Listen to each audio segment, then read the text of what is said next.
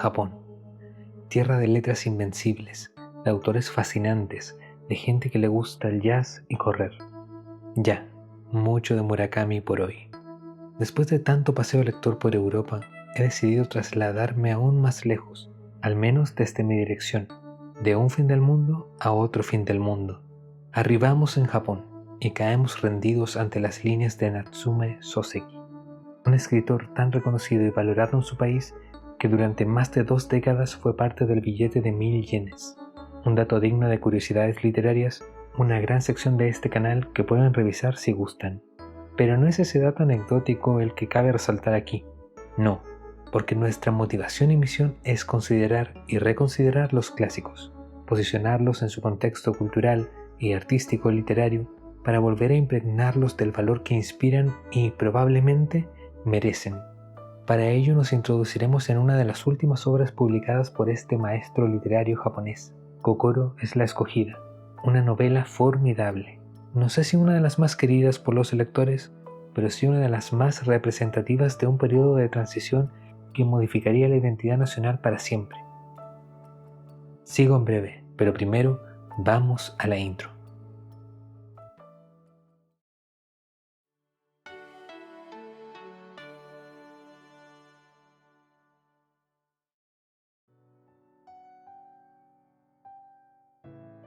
Esta vez no comenzaré por introducir al autor, optaré por la novela misma, para que todo lector que la desconozca se sienta obligado a leerla, en especial para aquellos que ya han estado inmersos en las primeras obras de Soseki, puesto que, principalmente a ellos, esta novela puede causarles cierta extrañeza. Kokoro es una novela con 3 secciones claramente diferenciadas. En la primera, un narrador adolescente conoce durante sus vacaciones a un hombre ya mayor que le llama la atención y al cual termina acercándose. Rápidamente asistimos a esta relación entre el joven sin nombre y aquel anciano al que llama Sensei, un vínculo especial en el que el menor busca guía e inspiración en una figura de experiencia y sabiduría. No obstante, poco a poco Sensei muestra, sin revelar del todo, unos secretos conflictos personales que lo hacen alejarse del rol de guía para el joven, retirándose frecuentemente hacia el silencio y la melancolía. Hay asuntos intocables que se hacen esperar para las otras secciones: los paseos al cementerio de Sensei, la relación entre él y su mujer, la incertidumbre que tiene el protagonista sobre su propio futuro o la enfermedad que aqueja al padre de este. Cabe decir que el narrador es el protagonista mismo en las 2 primeras partes, pero que Soseki ha integrado directamente los diálogos, he de suponer, por el sentido mismo de ellos en una narración que se sostiene, sobre todo, en el aprendizaje de ida y vuelta de 3 personajes decisivos. El diálogo, como ya lo practicaba Sócrates, es la fuente misma de una educación, más si esta es sentimental, moral o espiritual. Primordialmente y en primera instancia serán los diálogos entre el protagonista y Sensei los que darán los contornos y acabados incómodos de esa relación peculiar. Les ofrezco a continuación un ejemplo. Sensei, que hablaba poco y se guardaba cosas para sí, me parecía mucho más grande que los grandes hombres que trataban de guiarme desde lo alto de sus atriles. No deberías hacerte tantas ilusiones conmigo, me advirtió un día. Nada de eso, tengo la cabeza fría y eso me permite alcanzar mis propias conclusiones. En mi respuesta quedaba patente la confianza que tenía en mí mismo. Él, sin embargo, no aceptaba esa supuesta frialdad que yo esgrimía. Te dejas arrastrar por la pasión y en cuanto se te pase esa fiebre, la desilusión te dominará. Esa admiración que sientes por mí me resulta de lo más penosa. El cielo bien lo sabe, pero mucho más doloroso aún será ver el cambio que se operará antes o después en ti. ¿De verdad me cree tan voluble? ¿Tan poca confianza tiene en mí? No, solo siento lástima por ti, respondió. Presenciamos a un adolescente del prematuro siglo XX y a un anciano del siglo pasado en un intento infructuoso por comprenderse. 2 corazones disociados que se asemejarán más de lo que creen en ese instante que la lectura nos permite. Pero detengámonos, respiremos hondo y preguntémonos, ¿por qué su título? ¿Por qué Kokoro? ¿Por qué Impedimenta, la editorial que la publicó en español, conservó la palabra japonesa en lugar de traducirla? Me respaldo con la explicación que da Martín López Angelini acerca de la definición de Kokoro. Para este autor muchas palabras podrían ser las indicadas para llevarla al español. Quien conozca un poco de japonés pensaría en corazón, pero también son aceptadas las acepciones mente, espíritu, alma, conciencia, sentimientos y más. Una palabra polisémica por donde se le busque, pero se puede ir más allá de la mera palabra y profundizar en ella como si se tratase del mundo interno o la experiencia mental de alguien. En síntesis, Kokoro tiene el significado de lo que podríamos definir como el aspecto constitutivo, vital de alguien o algo, o, en términos más simples, la esencia de ese alguien o algo. Soseki tenía una facilidad para escoger títulos breves en los que cabía el universo de posibilidades semánticas o interpretativas. Soy un gato, Botchan o Luz y Oscuridad dan cuenta de ello. En la misma línea, Kokoro pasa a ser un título fuera de serie una vez que hemos dado por concluida la lectura, porque ese rasgo vital al que hace referencia es la marca que trasciende a cada uno de esos personajes principales, el joven, Sensei y también K en el último apartado de la novela. Cada uno de ellos se enfrenta ese minuto en que se sitúan en una grieta, la grieta del antes y el después, como individuos, como vínculos el uno del otro y como sujetos situados en una época histórica de transición. De esta manera, Kokoro no refiere al corazón de un hombre como si fuera una novela rosa.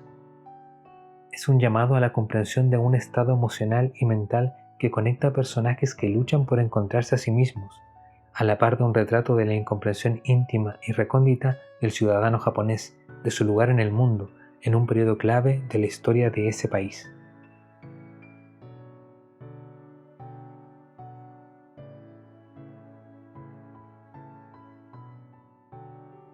Retomar los clásicos, nombre que le he dado a esta sección del canal, tiene por objetivo volver a apreciar el clásico literario, no solo desde el presente, sino desde su contexto. Recordemos que las luces tan próximas nos pueden encandilar. Por eso muchas veces conviene lanzar una mirada a lontananza, hacia una obra que no por nada lleva los trazos de su propia época. Han de saber que Japón utiliza un sistema de eras o periodos para dividir el tiempo por motivos culturales y administrativos. Cada era está asociada a la figura del emperador y cambia tras su muerte. Pues bien, Kokoro fue publicada en 1914, en el periodo Taicho. Y aunque lo estricto sería enmarcarla en esos términos culturales, ciertamente la era acababa de empezar, y la concepción de Soseki sobre la novela acentúa sin dudas lo ocurrido en el periodo anterior, el periodo Meiji, que transcurrió desde 1868 hasta 1912. Sin los cambios políticos que se propiciaron durante esos años, difícilmente podríamos saber, explorar o enterarnos hoy de la cultura japonesa, dado que a partir de aquellas décadas comenzó la apertura de Japón hacia el mundo. De acuerdo con Elena Castro Martínez, este fue el camino que emprendió Japón en pos de una transformación a imagen y semejanza de las potencias occidentales, por lo cual, a pesar de que se hable de un periodo de restauración o modernización, más bien se trató de una occidentalización. Esto, a mi juicio, se exacerbaría a mediados del siglo XX. Pero toda novedad oculta la agonía de la tradición. En estos asuntos fue la cultura la que más se nutrió de las influencias foráneas, a la par de resentir a las prístinas escuelas artísticas, ligadas tan profundamente a lo japonés que estaban derrumbándose. Pero el cambio se asentó. En literatura, Mori Ogai representó al romanticismo japonés. Posteriormente, el realismo y el naturalismo, a lo Émile Zola, también tuvieron adeptos. Y cercano al 1900 y de ahí en adelante, aparecieron escritores modernistas para establecer un modo de escribir la novela desde la experimentación y la ruptura de los moldes que dirigían la literatura japonesa anterior. Fue una sorpresa y después ya no tanto la publicación de nuevas obras donde el clásico narrador omnisciente era reemplazado por narradores focalizados, con lo cual se dispersaban los puntos de vista, o la presencia asidua de las estrategias metanarrativas, o las disminuciones en el argumento en desmedro de la preocupación por la forma, o el incremento hiperbólico de transiciones temporales, incluso espaciales que complejizaban el relato, etc. Esto no es novedoso como tal, En mi revisión del magnífico clásico Alfaro de Virginia Woolf, di a entender las cualidades del modernismo en literatura inglesa, y hay muchas similitudes con esta narrativa japonesa incipiente que está permeada por aquel mundo distante al que los literatos, educadores e intelectuales ya podían acceder. El gobierno japonés realmente estaba comprometido con el espíritu de cambio, razón por la cual creó un programa de becas para estudiar en universidades extranjeras prestigiosas. Cierto profesor fue uno de los seleccionados y becados para dedicarse a estudios de lengua y literatura inglesa fuera de su país.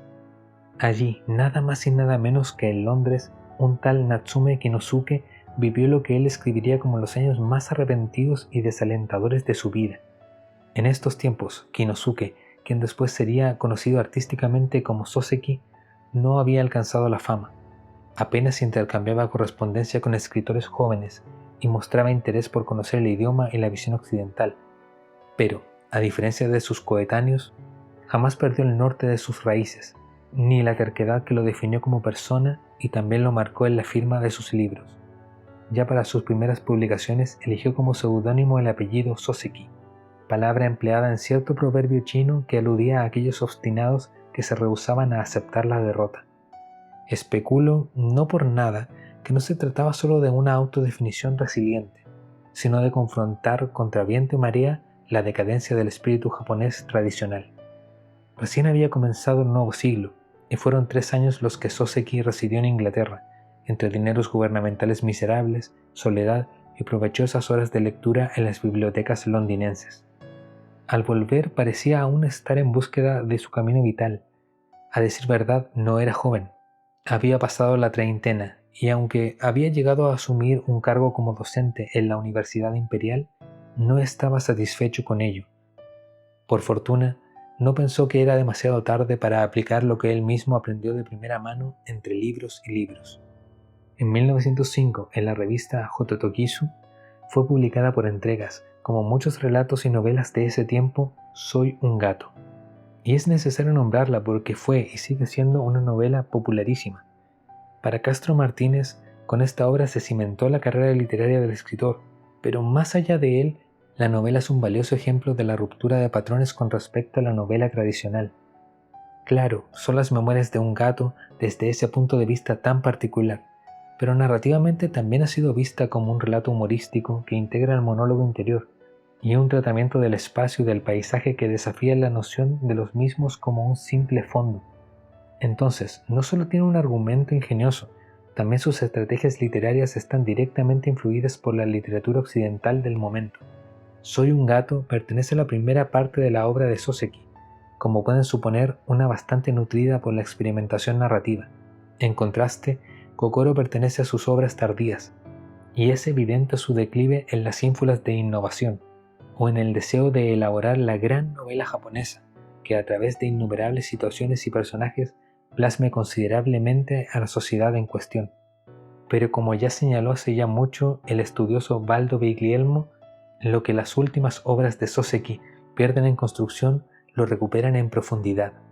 Asimismo, la gracia humorística que caracterizó a su primera novela queda fuera de plano, reemplazada por el diálogo valórico, la seriedad frente a los hechos y la crisis de la existencia como rasgo inherente del ser humano en su soledad. Cabe añadir que entre la publicación de Soy un gato y la de Kokoro solo distan 9 años en los que, como la evidencian sus escritos, Soseki vivió su propia era de transformación, y tras ello, el autor fallecería 2 años después, en 1916, aquejado de una úlcera. Definitivamente, y por si no ha quedado claro, los escasos años de su trayectoria no le hacen justicia a la hondura de su aporte literario.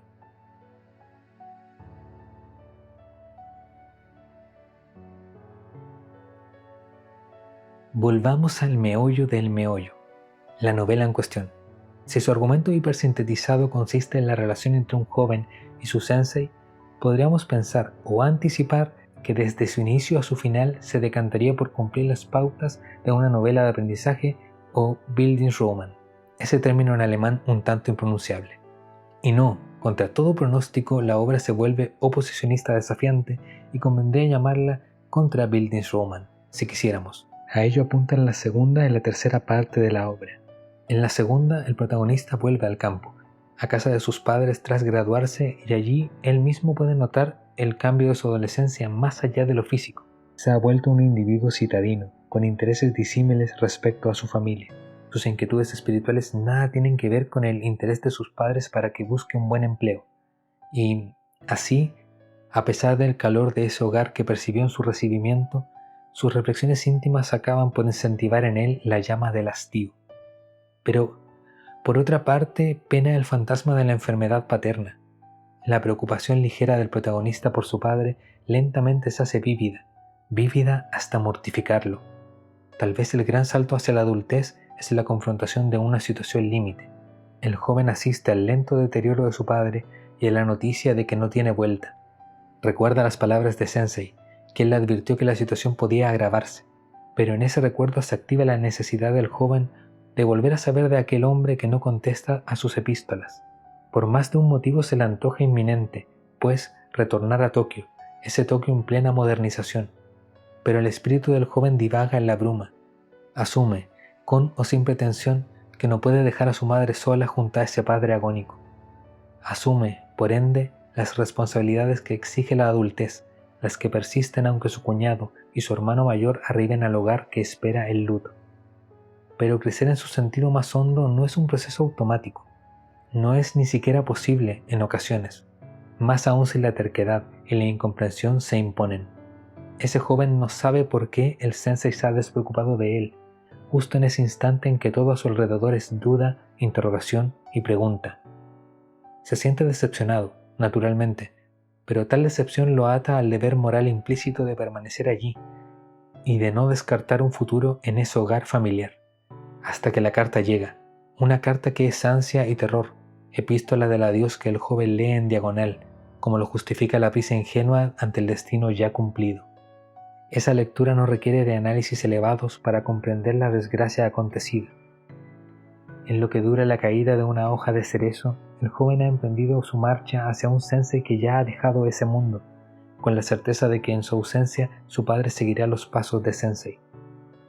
Todo esto con la imagen efectiva y tan replicada de un tren dirigiéndose hacia Tokio, efigie indiscutible del periplo hacia la modernidad. Los guiños ya nos hacían vaticinarlo. La Bildungsroman se marchita en cuanto el joven toma la decisión de partir. La tercera parte, la carta de Sensei, está allí para aclararlo con honestidad, pero también con el paralelismo de su propia vida y su consistente culpa. A grandes rasgos es el relato de un hombre que no tuvo una vida de hondas dificultades económicas, pero que perdió a sus padres a corta edad y debió imponerse de frente a su tío, quien maladministró el dinero y la propiedad que le correspondía a su sobrino como legado de los fallecidos. Ese joven sensei aprendió de tal manera sobre la ambición humana, y esos eventos ya lo volverían cauto acerca de lo que la vida puede deparar. No es, sin embargo, su mayor dolor y complejo. El joven sensei llega a vivir a una suerte de pensión en la que solo conviven una mujer mayor y su hija a puertas de la adolescencia, Oku-san y Ojo-san, respectivamente. En poco tiempo la confianza entre ellos tres crece, y cierto cariño se lee fácilmente entre líneas. Pero, como todo siempre tiene un pero, aparece K a torcer ese triángulo. Hablo del amigo de la infancia de Sensei, un ascético, idealista y casi inflexible en su convicción espiritual. Él, que engañó a su familia para desechar sus estudios de medicina a favor de sus intereses filosóficos y religiosos. Al contradecir las intenciones de su familia con respecto a su propio futuro, al decantarse por su obstinación, desaparece el apoyo económico que lo sostenía. En tal situación de necesidad se encuentra cuando aparece Sensei y le tiende la mano al llevarlo a vivir junto a él a la pensión. Introspectivo, terco y empecinado en deshacerse de los deseos terrenales, K potencia la figura del individuo japonés conectado con los principios budistas, pero dicha perspectiva cada vez se percibe más distante de una modernidad que acecha angustiosamente. Y lo podemos notar al comparar a K con el protagonista que lee la carta de Sensei. En esa nostalgia del siglo XIX, K se posiciona como una figura que abraza la soledad en pos de unas convicciones idealistas que trascienden su propia existencia, una figura que se nos hace muy difícil de apreciar con la perspectiva valórica de nuestro presente. Me parece que el hecho de elaborar un personaje así eleva aún más el impacto de la relación entre K y Sensei, porque es en ese lazo de aprendizaje mutuo, como una melodía dulce que no por ello carece de compases cacofónicos, es que K cede un poco de sí mismo y se abre ante los otros, ante una sociedad de la que planeaba prescindir en su férrea actitud de monje. Sin embargo, esto durará poco. K se acerca asustadizamente a lo emocional y desarrolla un sentimiento amoroso hacia Oyo-san. Este paso de K es como el salto del cielo a la tierra.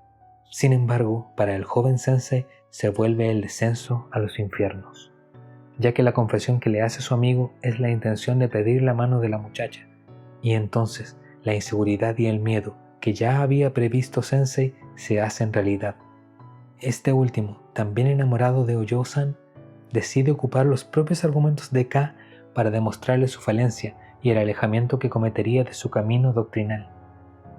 A todas luces, estamos ante una manipulación de Sensei, la cual él mismo reconoce a través de esa extensa y confesional correspondencia. En breve y repentinamente, como acontecen las fatales malas nuevas, Sensei encuentra el cuerpo sin vida de K, quien ya se había enterado que ese amigo que le aconsejó previamente pidió a Oku-san la mano de su hija. Pocas novelas demuestran la torpeza, la intrepidez, los arrepentimientos, las palabras y silencios culposos que deja la juventud perpetuamente. Aunque Sensei se casa, protege cálidamente a su esposa y logra llevar una vida desocupada, lo pena esa muerte insoportable. Cada mes asiste al cementerio donde está enterrado K para dejarle flores, a modo de ritual de penitencia que ha de cargar por cuanto decida vivir. Y en vista de que vivir es una decisión, la carta de Sensei no es sino una decisión tardía. La gota que rebalsa el vaso es la muerte del emperador Meiji, y poco después la muerte de cierto general por medio de un ritual de lealtad, símbolos colosales de un mundo que llega a su fin, ese mundo del que Sensei se sentía parte. Asimismo, el encuentro y los intercambios de opinión con el joven protagonista le fueron despejando la razón, reencontrándolo con una herida abierta que evitaba observar, lo cual ha dado prisa a sus planes, tanto como para no esperar su regreso a Tokio. No obstante, su gesto más enfático para hacerle saber la importancia que tuvo en su existencia es el de solicitarle al protagonista que guarde silencio sobre lo confesado. Es el de suplicarle que no le haga saber nada a su esposa, puesto que es una manera de seguirla protegiendo. Con todo, el mayor tesoro que le entrega es la aciaga experiencia que él ha guardado por décadas y que el joven siempre quiso conocer a modo de enseñanza vital. Volvemos pues a la idea de novela de aprendizaje. Una novela de este tipo suele trazar el viaje del personaje, las fricciones intermedias, la intervención de mentores, y finalizan con la integración del personaje en la sociedad en escenas total o medianamente satisfactorias. Pero en Kokoro, el fin de la historia que se nos muestra corresponde al desenlace de la segunda parte de la novela. Cronológicamente hablando, es el último evento que el lector llega a conocer. Recordemos cuando el protagonista huye de la casa de sus padres y toma el tren al enterarse del final de Sensei. Y esta es una escena socialmente desintegradora, profundamente individual. Conecto esto entonces con lo que Laura Montero Plata explica sobre los últimos años de escritura de Soseki. Sin afirmarlo explícitamente en novelas o ensayos, tal parece que Soseki sostenía frente a sus discípulos un ideal filosófico de seguir al cielo y abandonar el yo. Vale decir, una propuesta evidentemente antimoderna, pero tal vez la única manera de aterrizar esta visión era la de escribir novelas que no dejaran de ser modernas en su construcción, que sí podían disminuir sus ejercicios de experimentación, pero que, situadas en la modernidad japonesa, debían plantear en sus personajes justamente la imposibilidad problemática de abandonar su ego en pos de un bien común y de unos ideales mayores a las pretensiones materiales, carnales y o terrenales. Pensemos a los personajes bajo esta filosofía y contexto. En Kokoro, dos personajes pertenecen al periodo Meiji, K y Sensei. El primero acaba con su vida, como la afirma en su escueta carta dejada a su amigo, no por la traición de Sensei hacia él, sino porque, afirma, no ha tenido la voluntad necesaria para convertirse en quien aspiraba a ser. Siendo K un personaje tan austero y por momentos casi eremita, Soseki deja sembrado un gran árbol de fuertes raíces para hablar de la existencia alienada, raíces que alcanzan a nuevos individuos. Si K no ha logrado resolver su conflicto interno, Sensei tendrá menos aptitudes para hacerlo. Él repetirá el patrón de la muerte de su amigo, dejar la carta para quien lo tuvo realmente en consideración. Sensei alcanza la vejez antes de acabar con su vida, y no solo por cobardía, más bien porque tras el pasar de los años se acumula enfermizamente la caterva de dudas en su cabeza, en especial la del silencio de la carta de K, quien no le otorgó ninguna culpa a él. Sensei nunca tuvo las convicciones de K, por lo cual su abrazo a la individualidad y la soledad se reflejan en su ensimismamiento, en las actividades que realiza a solas, y a la pérdida de sentido en torno a las actividades productivas e improductivas, los estudios, la lectura en general y el alcohol. Tal vez, más allá del amor por su esposa, vivía solo para no morir. Esa tortura es detallada en la carta de la siguiente manera. Desde entonces a menudo he sentido la amenaza de una sombra terrible. Al principio lo atribuí a una fuerza externa abrumadora, pero a medida que pasó el tiempo, empecé a pensar que esa sombra moraba en mi interior ya desde el día de mi nacimiento. Cuando me sentía asediado, terminaba por cuestionarme mi cordura. Ese sentimiento terminó por despertar en mí la conciencia del pecado en el ser humano. Por eso visitaba la tumba de K todos los meses. Por eso me ocupé de la madre de mi mujer hasta que murió. Por eso decidí ser amable y cariñoso con mi esposa. A veces llegué a sentir la tentación de que un extraño me castigase, golpeándome con un látigo a su antojo. Y finalmente pasamos a ese protagonista adolescente que vivirá su adultez en el periodo Taicho, una nueva era cuyas evidencias indicaban el abrazo más demoledor hacia Occidente y la industrialización. Sus pensamientos, sus ideales no son los mismos ni de Sensei ni de K, pero la novela indica que en ese encuentro con ese hombre mayor, ese adolescente ávido de aprendizajes ha evolucionado en su pensar, se ha dedicado a cavilar muchísimo más que antes sobre su propio destino, y lo ha conducido a cortar las ataduras que lo ceñían junto al lecho de muerte de su padre, además de discrepar en múltiples oportunidades con los consejos y sugerencias de los miembros de su familia. Y no se trata solamente de cortar el vínculo familiar, sino de rehuir de ciertos valores, de desechar un último adiós para su padre y de partir al encuentro con un hombre que ya no está, que ya no es hombre, sino silencio. La imagen que podríamos esperar para ese protagonista que diríamos ya adulto por la fuerza de su determinación es la de una encomiable soledad. Bajo esta lectura, Soseki propone un panorama derrotista para aquellos individuos, y no deben ser pocos, que existen en este mundo entre una época y otra, pretendiendo concebir y embarcarse en un trayecto propio e identitario. No hay solución supuesta para ese conflicto interno del estado del corazón y de la mente. Así es el impotente drama de Kokoro.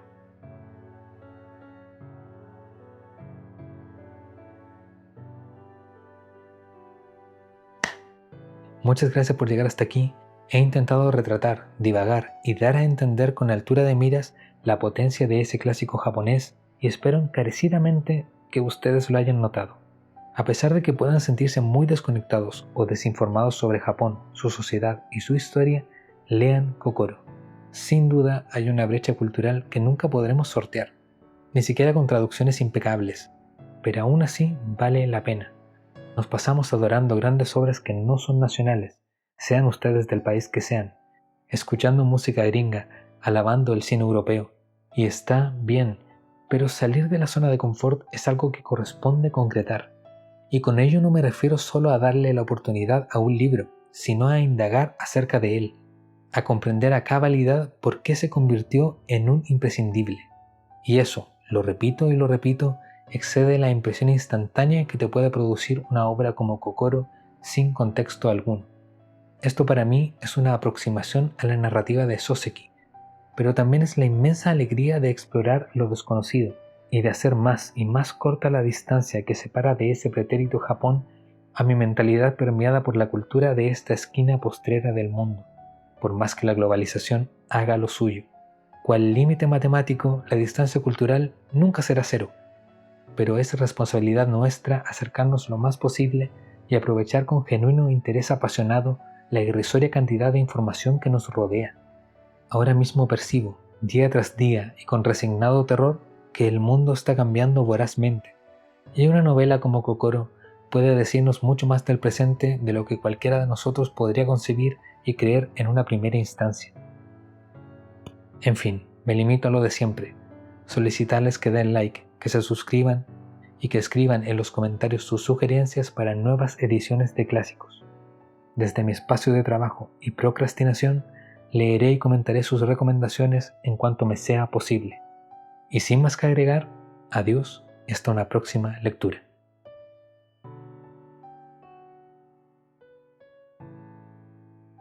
Deberías darte cuenta de hasta qué punto me alegra ver cómo el hijo al que he criado con tanto amor y atención se gradúa dándome a mí la oportunidad de verlo.